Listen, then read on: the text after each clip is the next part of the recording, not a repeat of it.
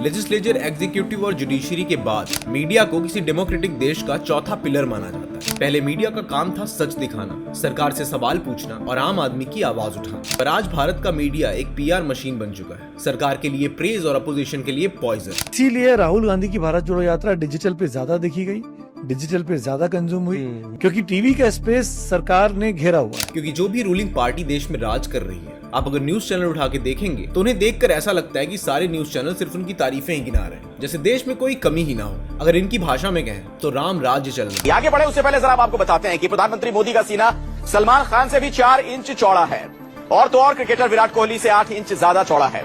ये देखिए जरा आपके सामने ये जो तुलना है उस पर गौर कीजिए। पर real issues, inflation, unemployment, women safety, इनमें से कुछ भी आपको टीवी की मेजर हेडलाइंस में देखने को नहीं मिलता, क्योंकि वो टीआरपी नहीं ले आता और उससे सरकार खुश नहीं होती है। आप टीवी खोल के देखेंगे तो आपको ऐसा लगेगा जैसे डिबेट के नाम पे रेसलिंग मैच चल रहा है।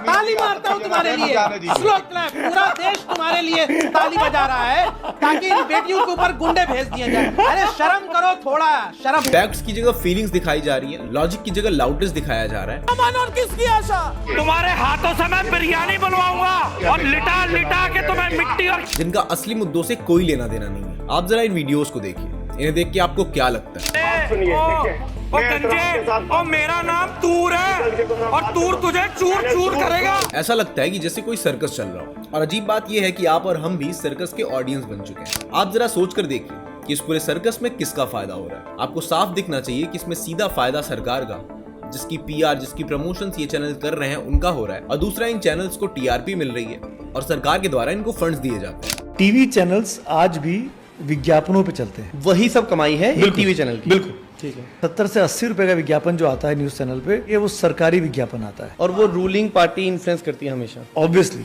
तो रूलिंग पार्टी के पास सबसे अधिक बजट रहता है, जो विपक्ष में रहता है उसके पास पैसा कहाँ से आएगा? क्योंकि हमें रेवेन्यू उन एड से आ रहा है तो हम उनको सपोर्ट करेंगे। अगर हम उनके खिलाफ दिखाते हैं तो वो अपना विज्ञापन रोक देता है, वो आर्म ट्विस्ट करता है। करेक्ट। और ये जो आर्म ट्विस्टिंग होती है, इस वजह से चैनल डर जाते हैं। अच्छा। ये अखबारों के साथ भी है, ये टीवी चैनल्स के साथ भी है। जब मीडिया असली मुद्दों से जनता की अटेंशन डाइवर्ट करता है तो उनकी असली अकाउंटेबिलिटी वहीं खत्म हो जाती है। तभी तो हमारे देश में जहां एक तरफ प्लॉट होल से लोग मर रहे हैं, वहीं दूसरी तरफ न्यूज चैनल्स पर एक फेक हेडलाइन चल रही है जिसमें बताया जा रहा है कि जलेबी और समोसों पे सरकार ने सिगरेट जैसे कॉशंस लगा दिए। और ये न्यूज हमारे नेशनल टीवी पर धड़ल्ले से चलाई जा रही है, जो कि एक फेक न्यूज होती है। ये जर्नलिज्म नहीं है, ये इंटेलेक्चुअल पॉल्यूशन। और हमारे देश में सबसे बड़ी आयरनी क्या है पता है? सच बोलने वाले जर्नलिस्ट जेल भेज दिए जा रहे हैं, और जो सिर्फ चमचागिरी करते हैं उनको प्राइम टाइम दिया जा रहा है। As we all know that there is always a way, क्योंकि हमारे देश में ऐसे बहुत सारे इंडिपेंडेंट जर्नलिस्ट भी हैं जो सही मुद्दों पर बात करना चाह रहे हैं और करते भी हैं। कैसी है, इसका चस्का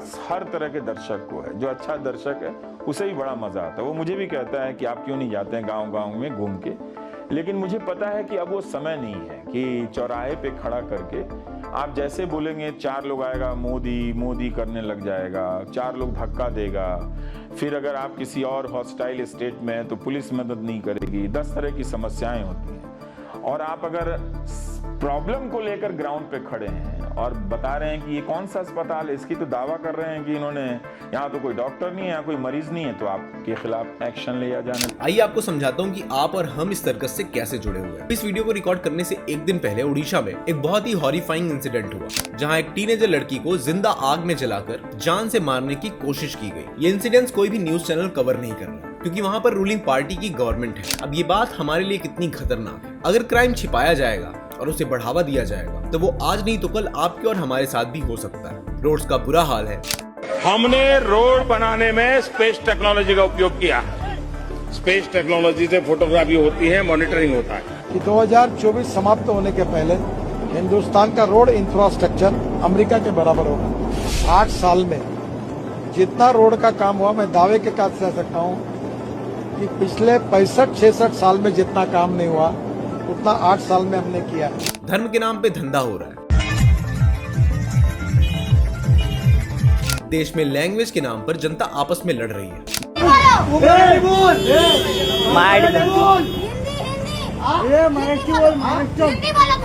मीडिया जो सच दिखा सकती है, सच बता सकती है, वो अपनी टीआरपी की भूख में सब कुछ निगलती जा रही है और लोगों तक पहुंचा रही है सिर्फ कूड़ा और कचरा, क्योंकि ये सच्ची स्टोरीज मीडिया की स्क्रिप्ट में फिट नहीं होती। मीडिया का एक ही रूल है, कि किसी भी वाहियात चीज को सेंसेशन बनाओ, सिंप्लीफाई करो और पोलराइज करो। राउटर्स के 2023 के सर्वे के हिसाब से इंडियन मीडिया पे ट्रस्ट वर्ल्ड लोएस्ट में आता है। क्या सच में हम इतने गुलिबल बन गए हैं, इतने बोधहीन बन गए हैं कि हम हर न्यूज पर आंख बंद करके भरोसा कर लेते हैं? इंडिया को जरूरत है ऐसे मीडिया की जो पावर में बैठी गवर्नमेंट से सीधे सवाल पूछ पाए, ना कि उसकी चीयर लीडिंग करती रहे, जो कॉमन मैन की आवाज उठा सके, ना कि टीआरपी के लिए जनता को रिलीजन में डिवाइड करे। और इस चेंज की शुरुआत आपसे होती है। आप क्या देखते हैं, क्या शेयर करते हैं, किस पे ट्रस्ट करते हैं, ये सारी चीजें मीडिया को मजबूर करती हैं वही दिखाने के लिए जो आप देखना चाहते हैं। जब आपको ब्रेन वॉश किया जाए तो जरूरत है आपको ये समझने की कि कौन सी न्यूज सच है और कौन सी झूठ, कौन सी न्यूज में सिर्फ ड्रामा दिखाया जा रहा है और किसमें सच्चाई। अगर आप भी चाहते हैं कि हमारे देश में ये सर्कस बंद हो तो रियल जर्नलिज्म को सपोर्ट करिए और सबसे बड़ी बात, अपने खुद के अंदर समझदारी पैदा करिए। हम फिर मिलेंगे आपको ऐसी ही एक और वीडियो के साथ।